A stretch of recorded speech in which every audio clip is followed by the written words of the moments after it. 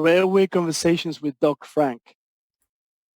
Hello and welcome to Railway Conversations with Doc Frank, which is me. My episode today is with Rodrigo Alvarez, who is a very experienced and knowledgeable expert on the telecommunications for modern railway systems, predominantly signaling such as CBTC or radio-based ETCS, European Train Control System. CBTC stands for Communications-Based Train Control, as you probably know. Rodrigo's conversation will show you why he is the number one go-to person in this field for me for many, many years. I worked with him here in Perth and I really value his view on the telecommunications industry. And one thing that you will find about Rodrigo is that he's not just very knowledgeable, he also has a very good way of explaining it to public users, whether they are telecom specialists or whether they have very little previous knowledge about telecommunications. I hope you enjoy the interview, and if you do, then please do the usual things. Download, like, subscribe, and share it with your friends and colleagues. They will thank you for it. This podcast is not sponsored by third parties, but I do want to let you know that I am offering advanced signaling trainings for communications-based train control and also for the European train control systems. These courses are called Kickstarter. So there's a CBTC Kickstarter and an ETCS Kickstarter. And they have been proven to work for people without signaling knowledge before the training and also for people with signaling knowledge. So the key thing, whether this course would be for you or not, is really whether you work in a railway environment which considers the introduction of either CBTC or ETCS. If you want to find out more about those courses, then please visit my training portal, which is docfranktraining.podia.com. That's docfranktraining, one word, .podia, that's PODIA.com. I look forward to seeing you at one of my courses, and until then, please enjoy my conversation with Rodrigo Alvarez. Rodrigo, yes. Welcome to the show. Thank you very much, Frank. It's glad to have you here. Very excited to be here. Yeah, we haven't spoken for a while, and we have worked together for years, which was very fond memory as far as I'm concerned, when we did the planning for the PTA. I would actually like to kick off talking about Perth and CBTC in Australia. So the CBTC projects in Sydney for Sydney Metro and in Melbourne for the Metro Tunnel, they have purchased a complete package of CBTC and Wi-Fi radio. In Perth, we have a different approach where the client organization, the PTA, is building a new radio network, which is not Wi-Fi, which is LTE, and then procure CBTC later on, asking suppliers to use the LTE network with their CBTC solutions. Can you give us a little bit more background on this and maybe a few do's and don'ts, what client organizations need to do if they have an approach like Perth? Yes, well, the decision was made in Perth, as you know very well, Frank, years ago, nearly 10 years ago, 9 years ago, to have a single radio for both CBTC and voice. Perth has been due a replacement of its current analog radio for a very long time. And this was the first driver for the new radio system.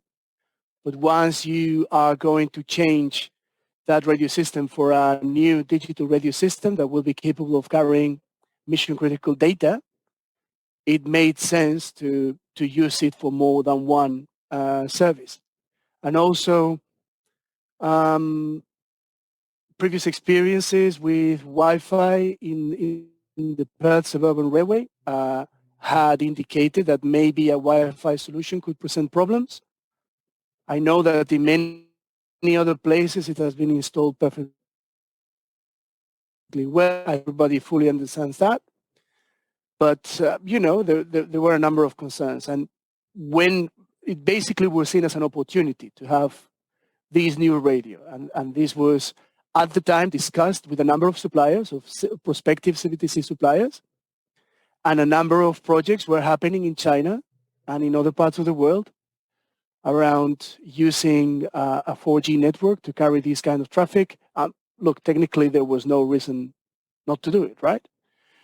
So that was the strategic decision taken back then.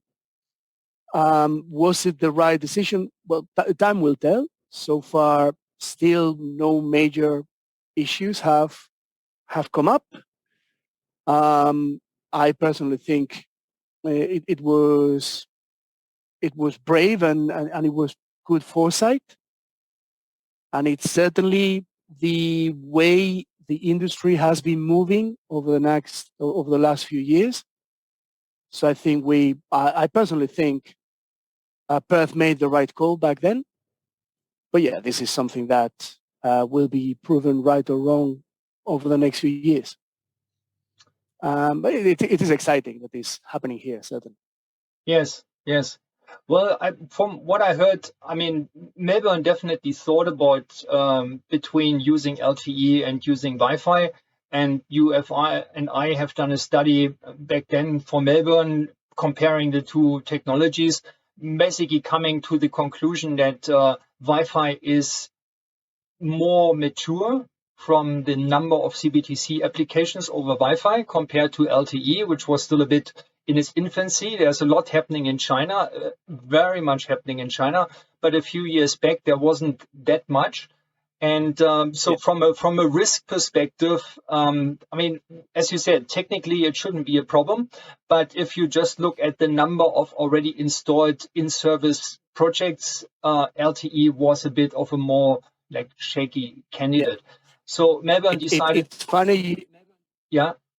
Yeah, it's funny you mentioned that point about maturity, because the feedback I get now, right, is, well, 4G, yeah, that's too old. You should have better for 5G. So, well, look, 9 years ago, 8 years ago, LTE was already a stretch. The length of these projects in the railway industry is so long that was, I think, also part of the selling point of LTE back then, understanding how this process was going to take and how long it was going to take. When you're making this kind of strategic decision, you have to point towards the future, right? To look forward, yes, 5-10 years down the line of the decision for today, because we're not getting it today. Yeah. Yeah. So I think, I think we made the best we could at the time. If we had proposed 5G back then, we would have been laughed off the room for very good reasons. Yes. Right? Because it didn't exist. Yes. And I mean, today, in fairness, I would not have recommended 5G CBTC over 5G to a client in Australia, for the simple reason that there is not a single project I know of where CBTC is actually using 5G. Again, technically, it's probably not an issue, but it's simply not there. So there are no references at all. So if I look at today, 2023, there are heaps of references of CBTC over LTE in China. And in other countries, there are reasons why LTE is not so popular. That has mainly to do with like getting access to the frequency bands, I believe, and we can talk about this a bit more. But suggesting something where we know that there are no references anywhere in the world, this is just not digestible for government railway in Australia. It just would never fly. It would have flown back then. It wouldn't fly today. Anyway, it is funny how maturity differs between railway systems and the train control and signaling market in particular, and how decoupled it is from other technologies like public mobile network industry. Yes. And this is a problem we have to deal right? This Yes. is something Yes. we have to understand. But in that discussion, I would just like to stay there for a moment, because I believe this is interesting, and many people in the rail industry will face that debate whether 4G is already outdated or not good enough or not as good as 5G, and whether you should rather go to 5G. But then if you did that, then the other party would come into the game saying, oh, wait a minute, there isn't a single reference project for CBTC or ETCS, same thing over 5G. So the strategy decision in Perth was based on the fact that LTE as a radio system, both for voice and for data, would be good enough for the entire asset life of LTE, right? So at least for the next 15, 20 years or something like that. And I believe that hasn't really changed, right? So LTE is enough future proof for a railway application to do everything you can imagine, and probably more than that. The strategy decision for LTE in Perth was based on the assumption that LTE would be sufficient for the entire asset life of the system. So for the next 15, 20 years, it would do everything that the railway needs to achieve with regards to voice and data radio, probably even more. So there were considerations of basically migrating other services of the railway to that LTE network once it's up and running. And I think that that decision or that knowledge still stands, right? So it's not like, we should have gone for 5G because LTE won't cut it. Yeah. Not only that, but I think this is a very important shift in mentality, right? The railway industry needs a paradigm change, at least as far as telecom systems are regarded. You can no longer just get a budget, a very large budget for one deployment, and expect to sweat that asset as it is over 20 years. Yeah. What you have to do is to get a budget to keep a system live and upgraded over those 20 years. So the money you're going to spend, right? You're not just going to spend it in one go. There will be a peak at the beginning, but you will have a number of refresh, spend, and upgrades throughout the life of that asset if you want. And at the end, in year number 15 or year number 20 of that asset having been commissioned, what you have is not what you had in year one. What you have is an asset that is nearly new, right? Or some components of which are 2 years old, if you want. And then in year 20, you don't have another massive spend again. What you have is yet another minor upgrade. Yeah? This is how the mobile network operators operate. Yeah? Yeah. You have to, as a railway needs to adopt a similar mentality and get away from this big install sweat asset approach. Yes. Not only because it's simply because the vendors you're approaching will treat their products like that, right? None of them. So yeah, you can talk with them and say, I will just install this and run it for 15 years, and you will reach some sort of agreement, but you are going to run into trouble. The equipment hasn't been designed for that. The software hasn't been designed to be used that way. It's much better to understand this and to plan ahead for those 20 years of operation. Yes. Right? Yeah. This is an extremely important point that you brought up there. And, I think and so, this applies not just for telecommunications, mind you, it also applies for software-based signaling systems in the same way. So for CBTC, for example. Exactly. So what you will have to do with CBTC is to plan and budget for some kind of midlife upgrade. Configuration management is a big thing. Like, for example, if you buy more trains in like 10 years after you commissioned your first CBTC, you need to make sure that you won't get the same onboard systems for CBTC than you got 10 years earlier. So you need to make sure that the new products fit into the context of the entire system, and that may require an upgrade of the older versions to the new version. For example, I just came across an interesting case in London with London Underground. You know London quite well. You lived there for a while. You didn't work on the Underground, but anyway, you will still relate to that. I worked in Crossrail, so yeah.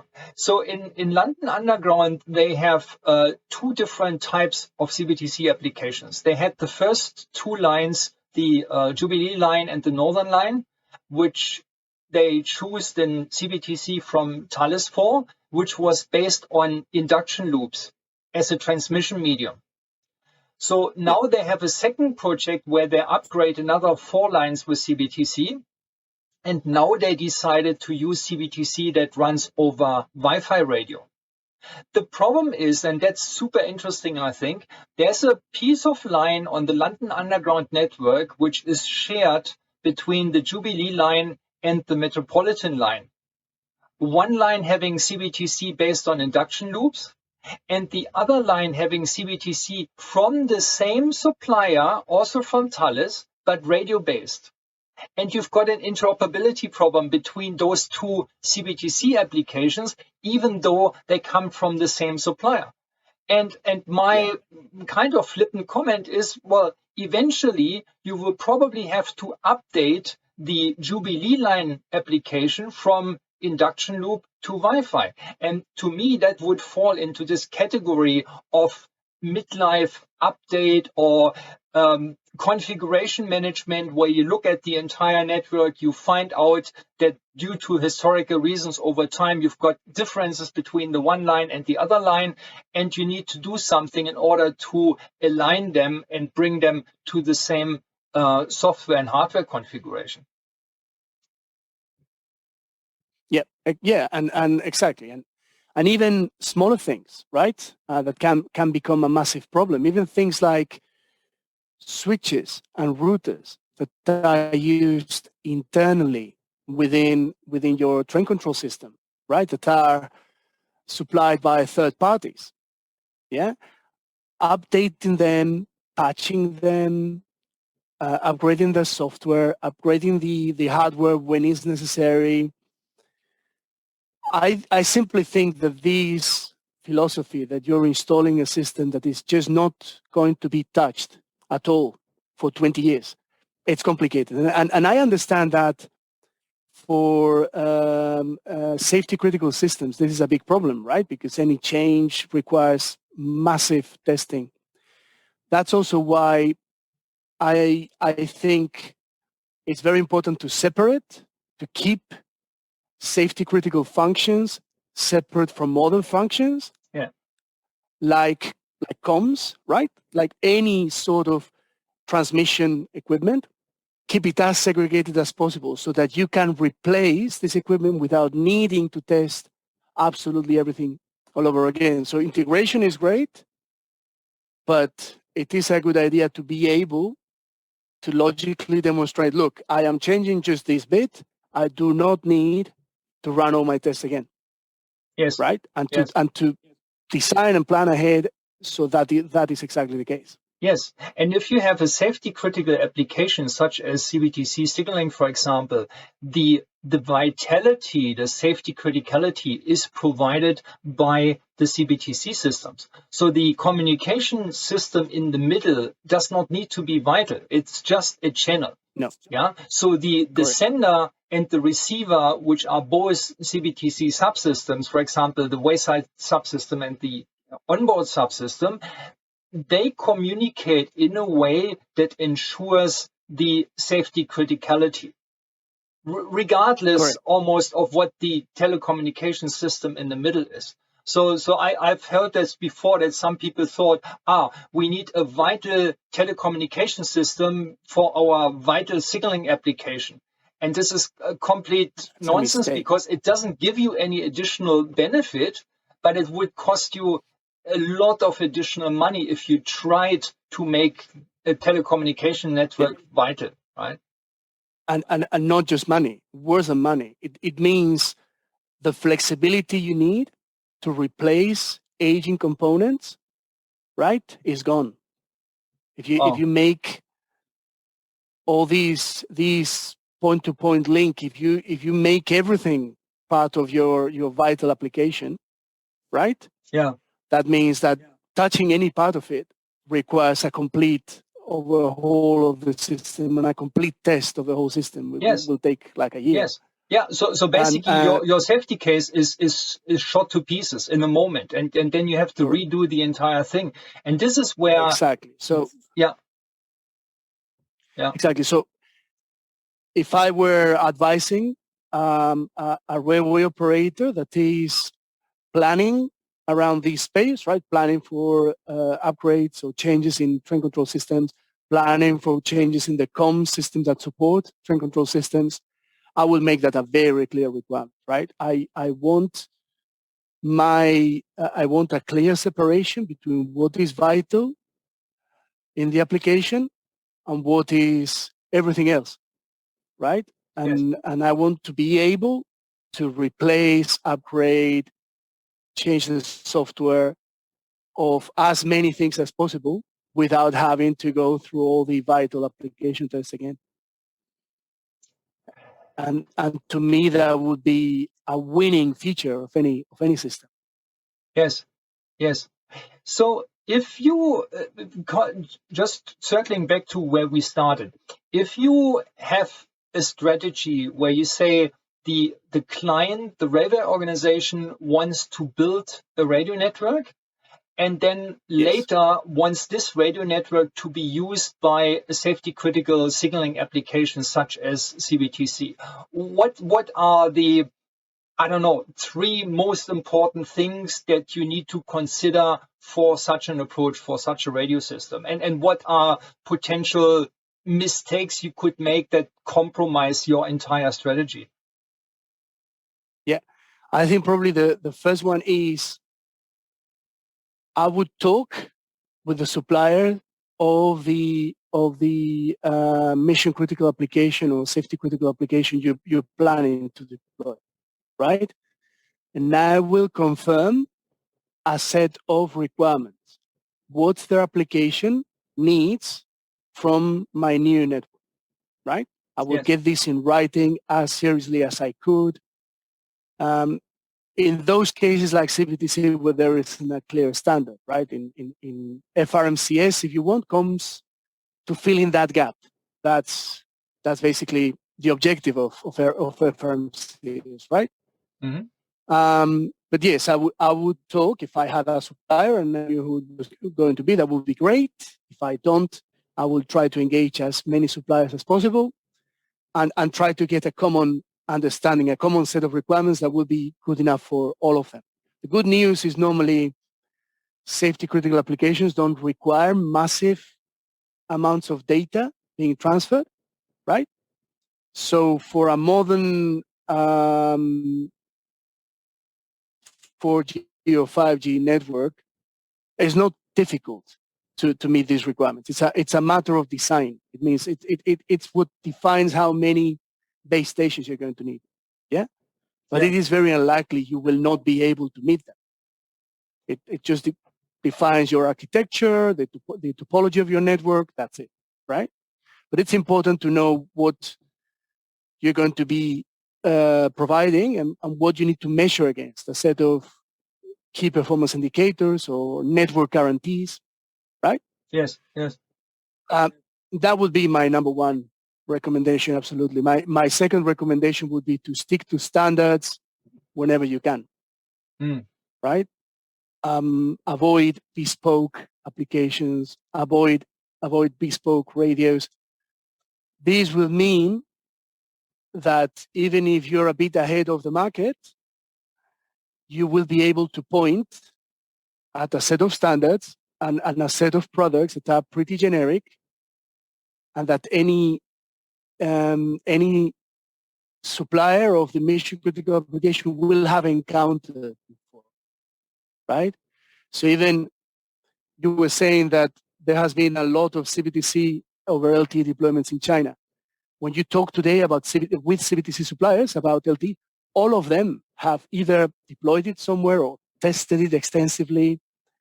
They know more or less what you're talking about. right? It's not a dedicated bespoke radio that you have bought from company X and none of them have ever used or know how it works. And at least all of them, the degree of confidence varies, but all of them have at least done a series of tests over it. And they have seen it work to a great extent, right?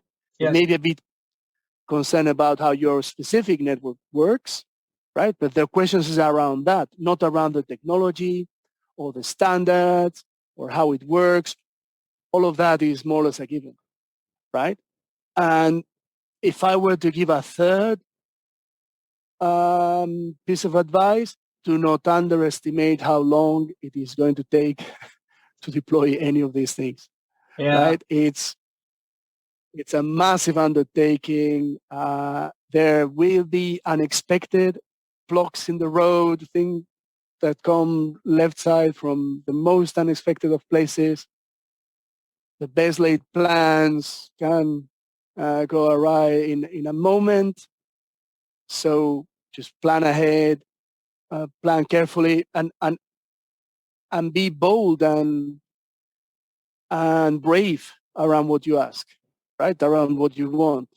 Because today's technology, by the time you manage to get all this working, it is at least going to be 5 years down the line.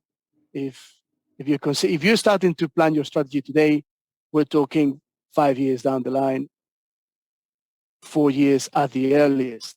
Yeah. Right? Easily 10 if things go badly. So that's what you have to think. Yeah. It's a moving picture. You have to plan ahead. Yeah, one thing that I found when I spoke like years ago to CBTC suppliers about this idea of having an LTE and client-side LTE network for the use for CBTC, one thing that all of them came up with immediately was the concern that if that LTE network was a normal carrier network, like a Telstra or Optus network that you're using for mobile telephony and Wi-Fi hotspots and stuff like that, that would be an issue. So can you say something about the difference between a carrier network and a dedicated radio network and why there is such a strong preference by the supply industry to go for dedicated radio networks? So a carrier network, the network of a public mobile network operator, is a network that has been optimized for a type of client, right? For a type of user equipment with a set of applications. It's a network that, for instance, is much more balanced towards downloading data than uploading data, because that's how the public uses that network, right? And it's much more balanced around equal distribution of resources than about guaranteeing resources to certain applications and prioritizing them, right? Yes. Now, of course, a public mobile network operator's network could be changed and optimized for a different application. But economically, that makes no sense for the telco carrier. Yes? So for a telco carrier, a railway will always be the second most important client there is, right? At best, if not the third or the fourth, right? And this is something that is easily seen if you approach a telco carrier with a list of service level agreements that require guarantees in terms of latency and availability for your mission critical applications. So if you take those network guarantees that your CBTC supplier demands, and you approach the telco carrier and say, I'm happy to use your network, but I need a contract that binds you to provide these 99.999% of the time. And otherwise, you have to pay me millions of dollars, right, to stop you from not meeting it, and also to face the consequences for me as a railway operator if I get trains delayed, right? you will see what is the response from the telco carrier. They're not going to entertain that. Yeah, because No. they're not going to. They will need to rejig their whole network for you. Yes. And that will have an impact on the core activity, on the main business. Yeah. Yes. So they are not going to do it. Yes, and the thing is that for a railway organization, the railway organization is the most important thing in the world. We are the only railway in the city, so we are the biggest railway client. But then if you come to those carriers and they look at the number of users that you have in your railway system, you're tiny. You're not even a small customer. You are a tiny customer. It's more attractive for them to do something for a university or a TAFE than it is for a railway, basically. Yeah, and I mean, they don't do anything special for universities or TAFEs either. So the railway really has no leverage with carriers whatsoever, and making them becoming dependent on a carrier network with completely different priorities is a major risk. Yes. And that's where suppliers of CBTC basically have come in and said, well, you know what? If you go with a carrier network, we are out of here. Or we don't even try to make it work, because it will, the chances are it will not work. And then our reputation is on the line, and we're not doing this. Yeah. So unless you have a dedicated radio network for rail, where you have control over it, where you can make sure that the CBTC telegrams have decent priority, not over emergency calls, but after emergency calls, pretty much CBTC is right up there. Then we can talk about it. Then it will work, and then it will work reliably enough that we put our good name towards it with our CBTC products to make this work. So some railway operators have decided to approach mobile carriers and get them to build a dedicated network for them. Now, that's a different thing. It will still be a network that has been optimized and designed for the purpose the railways needed, right? I don't see anything in principle against that. It's a different discussion about commercially how that works and a number of other considerations. But so there's nothing against the railway operators themselves. Yeah. Yes. It's the idea that you can share this network that has been optimized for the public. Yeah. I would probably I would still be a bit nervous, because if it comes to a clash of priorities between the big carrier network and the small special service for the railway organization, which again in comparison is tiny, there is a chance that the priority will go towards the carrier network, and the railway will not get the support that they need as quickly as they need. Yes, there is a service level agreement, but as you said before, the carrier companies will not be on the line with millions and millions of dollars of penalties. They will wiggle their way around it. And when it comes to the crunch, the railway is basically left standing in the rain. So they need to be very careful. I'm not saying it won't work at all, and it doesn't make sense to try this approach, but I think railways need to be very careful and not just saying, the big mobile telco companies, they know much more about this stuff, so we are in good hands there. I'm not so certain about that. No, exactly. They have a clashing agenda, if you want.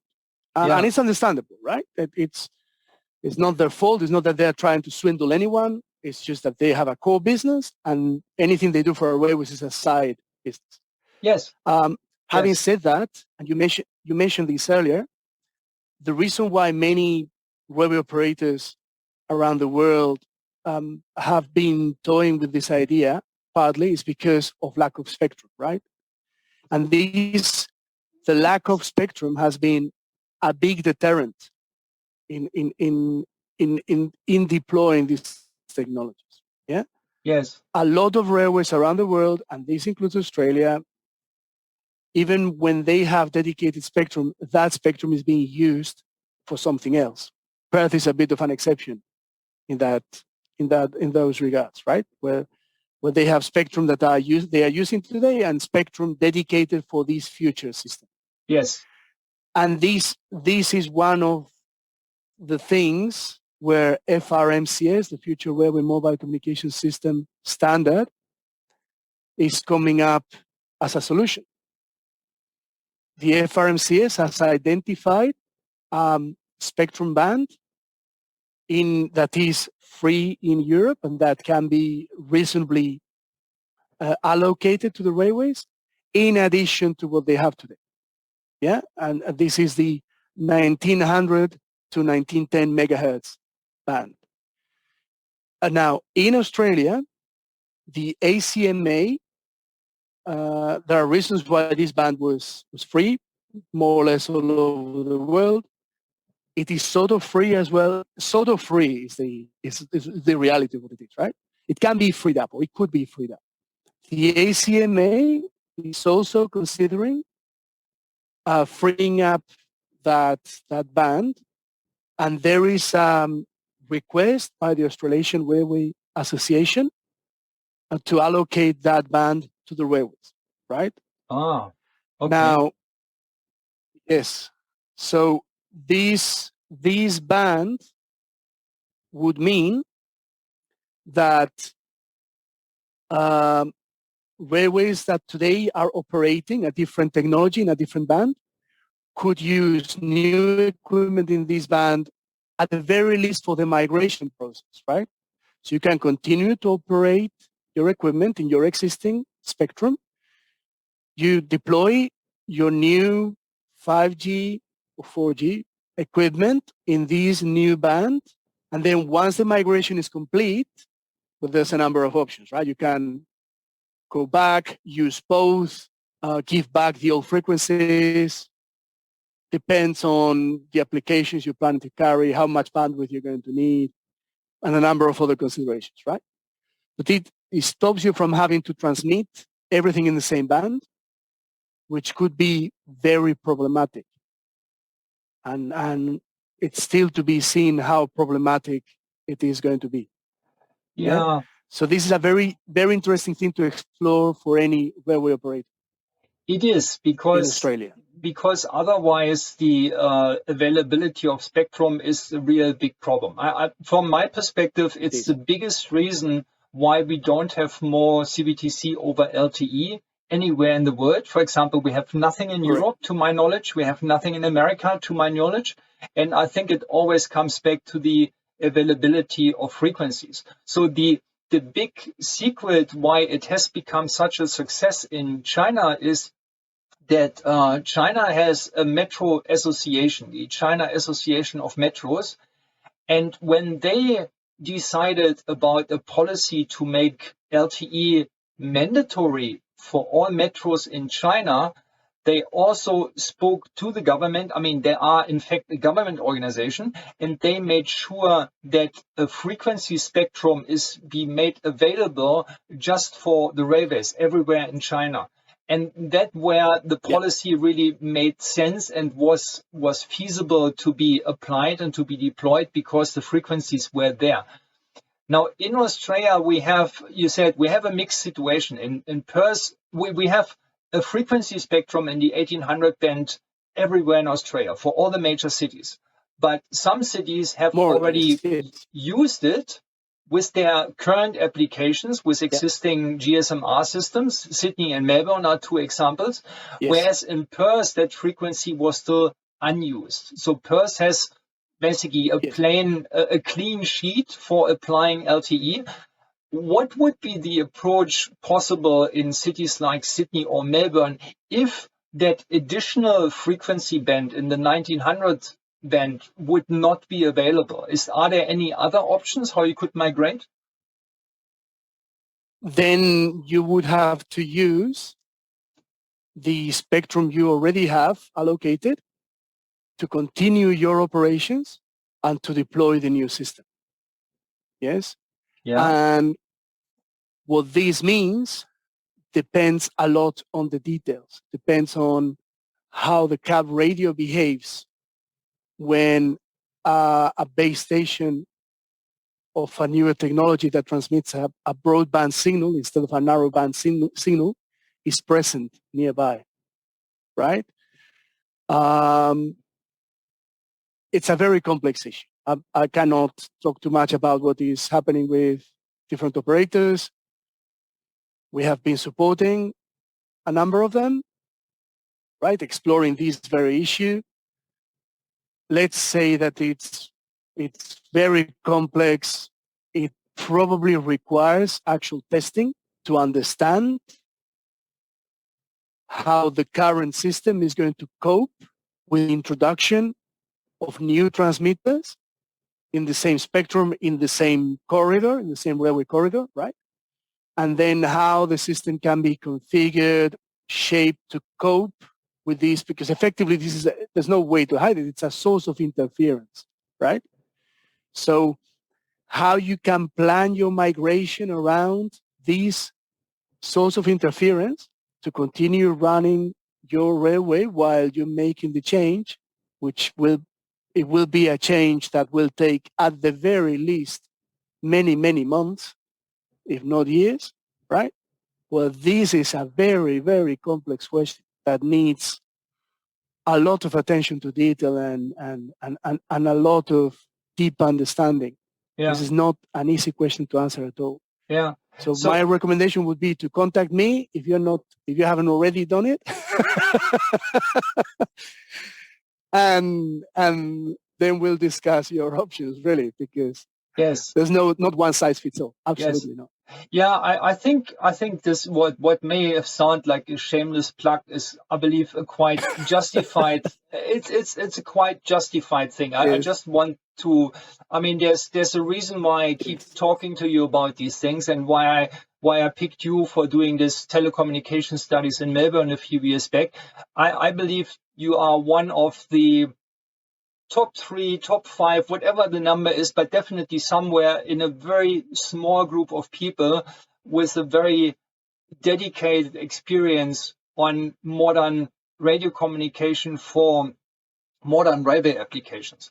There are not that many people in Australia who have done that successfully, and who have done that across a variety of different railways in Australia, mining railways, city railways, and so on. So to also have a perspective to advise them in a proper way, and to say, well, look, this is what has worked in Melbourne, this is what has not worked in Sydney. So if we just take the do's and the don'ts, what has worked, what hasn't worked, and then we take the specific situation in the city you are in, and then maybe that would be the approach. Yeah, and then what Correct. Supplier have you got? What options have they in their technology roadmap? All these kind of things. Yeah. So I previously heard that term frequency farming. So for me, as a non-telecoms person, that sounds a bit like I have my existing spectrum where the existing radio system is spread out. So what I need to do is I push this closer together, put it in one corner,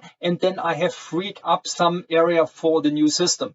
But this pushing together is probably what you said, where it's really getting complicated, and where you could really screw things up for normal daily operations if you do it in the wrong way, and suddenly your users, your trains can't work with that system anymore, right? So that is one part of the equation. You're absolutely right. And that's basically what frequency refarming is. And how close together you can push your existing channels, if you want, your existing carriers. That's one big question. Yeah. What's the impact? The real impact of bringing them together. But there's also the impact of having this new transmitter in the space that you freed up. What does this new transmitter do to these users that are using these carriers? Because it works in a fundamentally different way, and sometimes the users of the old system have not been designed to cope with this new carrier, because they were designed 20 years ago. Yeah. As simple as, when these did not exist. Yes. Right. Yes. So how you make everything coexist together, and what compromises you need to make, because you will need to make compromises, right? And what measures you need to make. Is there investment you need to make? Do you need additional equipment? Do you need to replace old equipment? Very big questions. We're talking millions of dollars and years of work, no matter how this conversation goes, right? So it's a very important part of your strategy as an operator for the next few years. You cannot underestimate how complex this is going to be. Unfortunately, it's going to be very complex, but I think the end result will be worth it, right? The end result where you have a seamless radio network that can support a growing number of applications all around your railway, instead of needing 4, 5, 6 different networks with 6 different equipment, onboard equipment. There's no space for them. There's no power for them, right? Yeah.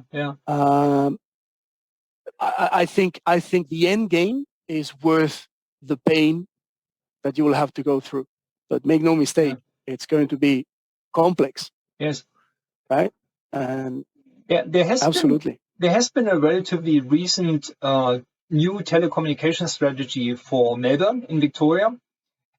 And they have this problem that they have an existing GSMR radio system for voice radio predominantly, which uses the entire spectrum pretty much by and large. And if they want to introduce a new technology, then they need to consider all this frequency farming stuff, which makes it so complicated. So what they have said in their strategy is not just we want to go in the future to a 4G or 5G radio network. They have said explicitly, we want to adopt the FRMCS standards for the future rail mobile communication systems. Will that help them making this a reality? Will that help the use of FRMCS with that migration, do you think? Absolutely. And I think it is the right call, amongst other things, because it means, and this is something that is easily underestimated again. I know I'm saying this word a lot, but it is what happens with comms in the railway space. Oh, I'm using this too. Don't you worry. It happens in signaling as well. Yes. It means that there will be equipment, onboard data radios, onboard cab radios available, right? If you want several suppliers to be able to support you, you have to follow standards. That is what standards are for, right? Yes. So choosing the right standard, and I think FRMCS is totally the right standard, is what will make a number of cab radios available for any rail operator in the right frequencies as well, right? So, and in this case, you have on one side the hardware, you have the software that sits on top of the hardware, and now FRMCS and these solutions that other railways are deploying, it's a very software-based solution at the end of the day.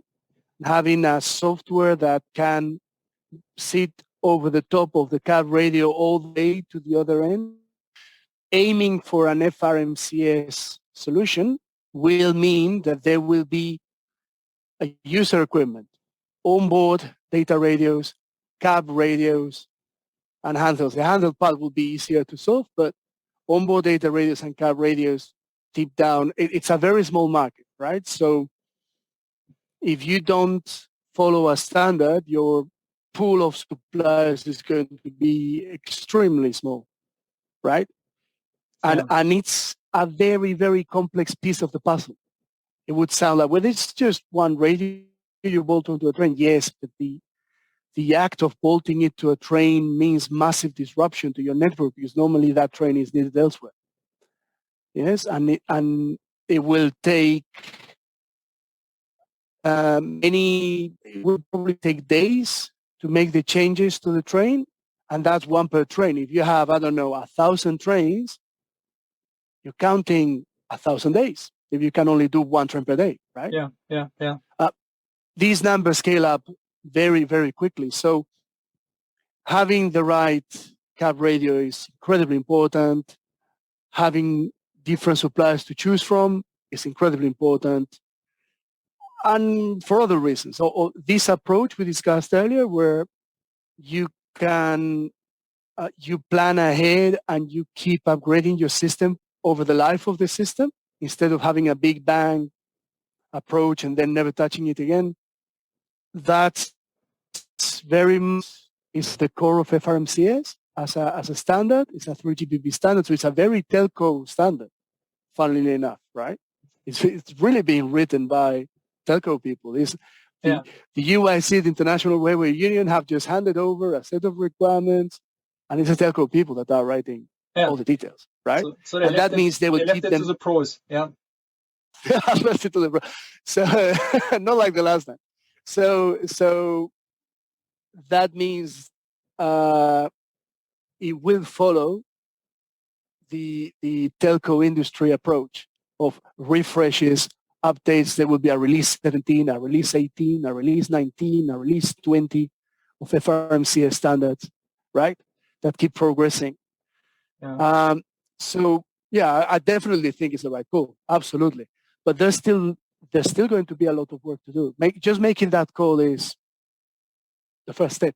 Yeah. How this is done, that's a massive question. And again, I'm smiling because there's again parallel to the signaling strategy, because Melbourne has also brought out a new signaling strategy where they say, hey, for all the lines which are prone to mixed traffic, we are now want to use ETCS in the future.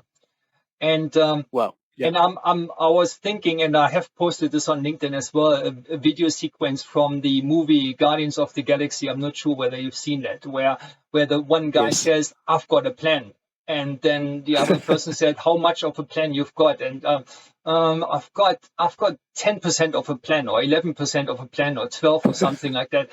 And then there was this crazy laugh. That's not a plan. That's just a concept. Yeah. And that's exactly what it is. It's not enough to just say we're doing FRMCS and we're doing ETCS or we're doing CBTC or whatever. This is basically just the North Star, so to say. And then you need to map out how you want to get there and what all the details and nitty-gritty are. I'm about to wrap up because I'm conscious of your time. I'm very grateful for the time that you took. Maybe one last estimate. If you were a betting man, how long would you think it will take until something like FRMCS will be usable in reality for a city in Australia or anywhere else in the world?